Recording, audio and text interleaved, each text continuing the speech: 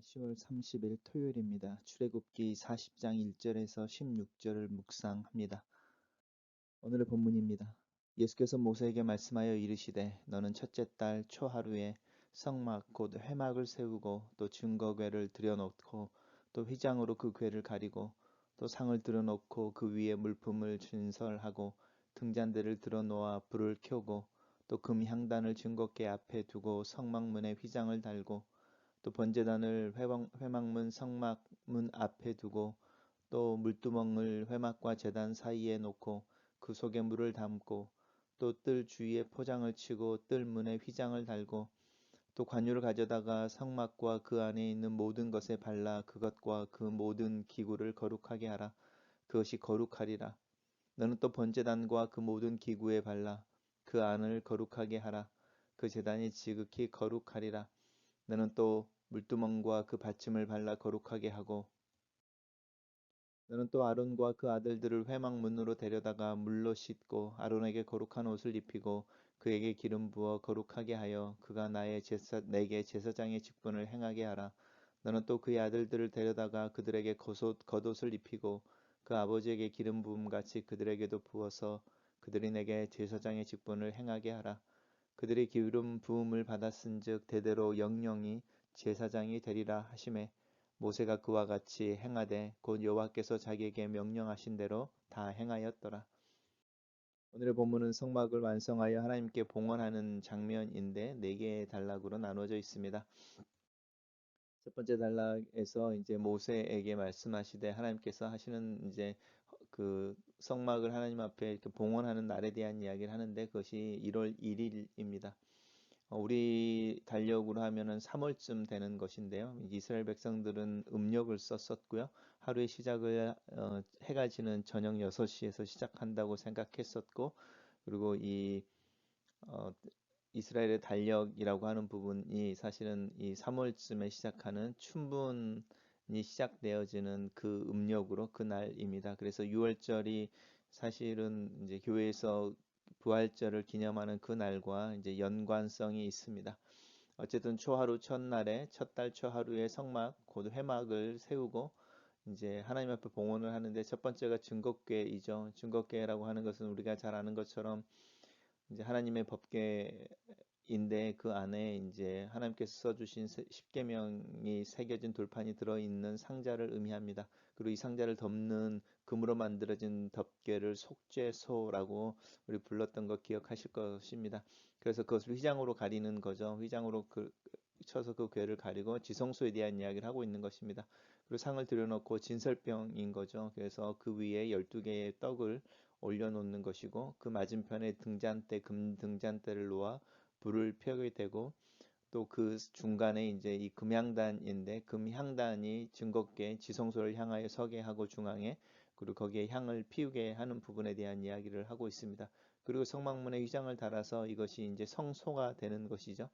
그리고 이제 번제단과 회막 문 앞에 두고 번제단을 이렇게 이야기할 때 이것은 이제 성소 밖에 성막의 입구와 성소 사이에 있는 거기에 이제 번제단을 두고 또 물두멍이라고 하는 그 제사장들의 손과 발을 씻는 그 정결케 하는 노수로 만든 대야를 놓는 것에 대해서 이야기하고 이제 뜰 주변에 이제 문을 휘장을 쳐서 이제 벽을 만들게 되는 부분에 대해서 구체적으로 이야기하고 있습니다.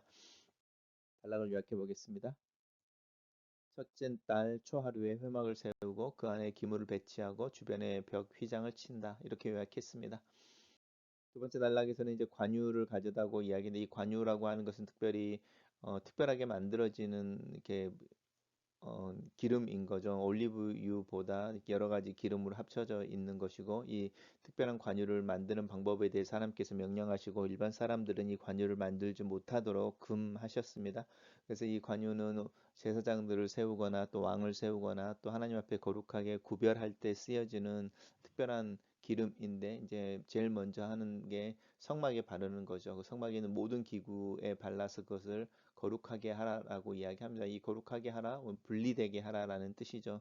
다른 것들과 분리되게 하라. 그래서 하나님의 것으로 온전히 드려지는 것에 대한 고백을 이야기하고 하고 있습니다. 그리고 그러면 그것이 거룩해질 것이다 라고 말하면서 이 지극히 거룩해진다라는 표현을 쓰고 있는데, 지성소라고 하는 부분에 표현하는 이제 지극히 거룩하다라고 하는 표현들을 이 번제단에 사용하고 있습니다. 그래서 특별히 이 번제단이 그렇게 하나님 앞에서 이렇게 우리들의 마음을 표현하고 또 하나님이 받으시길 원하는 예배를 드리는 자로 서는 정말 중요한 곳이라는 것을 알 수 있습니다.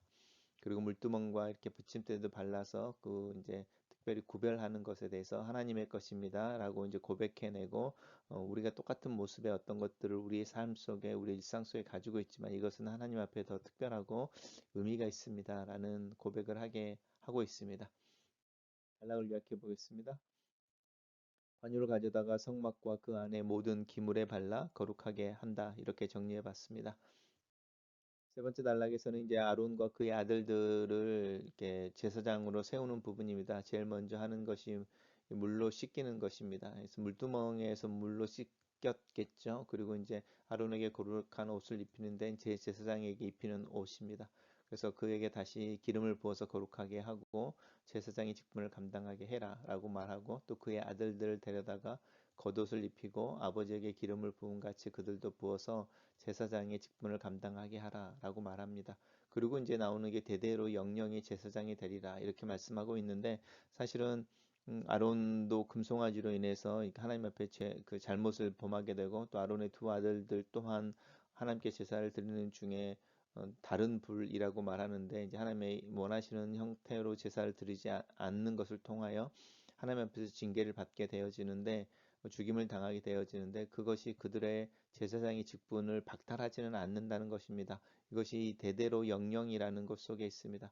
하나님께서 말씀하시기를 나는 인자를 천대 만대에게, 하나님에게 순종하는 자들에게 그렇게 베푸시고 하나님을 대적하는 자들에게는 보응을 3대 4대 한다고 이야기할 때에 그 의미에 대해서 이야기를 하고 있는 것이죠. 때로는 우리 하나님에게 징계를 받아서 고난을 당할 수도 있지만 그것이 우리의 구원을 손상시키지는 않는 것처럼, 이 아론과 아론의 아들들이 하나님 앞에서 제사장으로 역할을 감당하는데 때로는 실수를 하고 잘못을 해서 그들의 고난을 당하지만, 그들에게 주어졌던 제사장의 직분이라고 하는 특별한 은혜는 이 대대로 영영이라고 말하는 천대 만대에 이르도록 유지되어지는 부분에 대해서 이야기하고 있습니다. 이것이 하나님의 은혜의 신비이기도 합니다.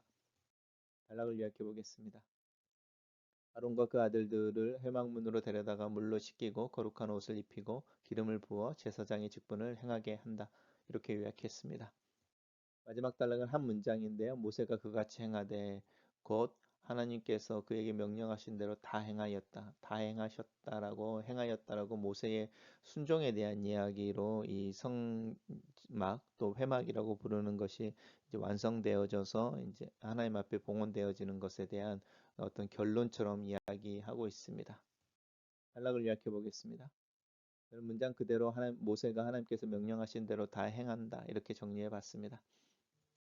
첫 번째 묵상 포인트입니다. 하나님의 회막이 완성되는 날이 1월 1일이다. 어쩌면 하나님 앞에 온전히 서는 날이 내 인생의 1월 1일일지도 모른다. 하나님을 만나고 하나님을 예배하는 자로 서게 되는 날, 나는 내 인생의 의미를 알게 되며 내게 주어진 부르심과 책임을 인식하게 된다. 회막 안의 기물들은 모두 이스라엘 백성들을 위한 것이다. 십계명에 들어있는 상자는 증거궤라고 부른다. 하나님과의 언약을 상기시켜주는 물질적인 증거가 된다. 진설병은 하나님 앞에 서 있는 12부족을 의미하며, 등잔대는 그들의 삶을 밝히는 진리의 등불인 말씀을 의미한다. 분향단은 이스라엘의 기도와 하나님을 바라는 마음의 향기를 의미하며, 번제단은 하나님 앞에 자신의 마음을 표현하는 방법과 기회를 제공한다. 나는 하나님께서 나를 위해 여러 가지 종교적 의무와 역할을 요청하고 계시는 것을 알게 된다. 짐이 아니라 기회이다. 수고가 아니라 섬김이며 특권이다. 하나님을 향하여 내 안에 숨겨져 있는 오해와 부정적인 느낌들을 직면한다.